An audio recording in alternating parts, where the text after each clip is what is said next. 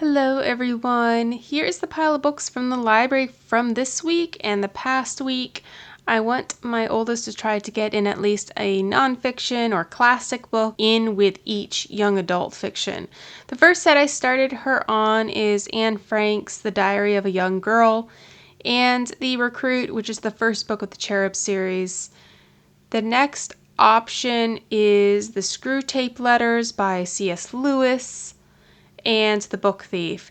Not exactly the light reading category, so the fun ones are Cinder, Animorphs, The Prisoner of Cell 25, and Ready Player One. I have to pre-read the last two still. My youngest chose a fruit salad recipe from her toddler cookbook. This one was pretty cute. I let her try to cut her own fruit with a butter knife. The whipped cream on top didn't stay up for too long. The canned variety doesn't have a lot of body. I remade the strawberry feta salad, but this time I only made half of the dressing and used walnuts instead of almonds.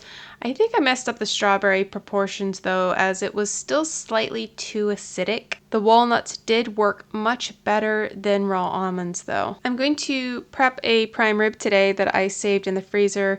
It's been thawing in the fridge for the past 3 to 4 days. The fat cap gets cross-hatched and then it is coated in salt.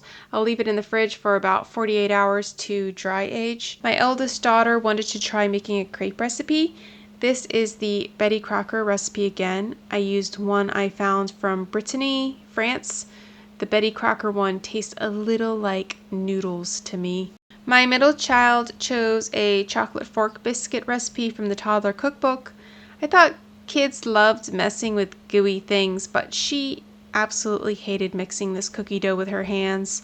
This recipe used a very small amount of sugar and emphasized the deep chocolate taste of the cocoa.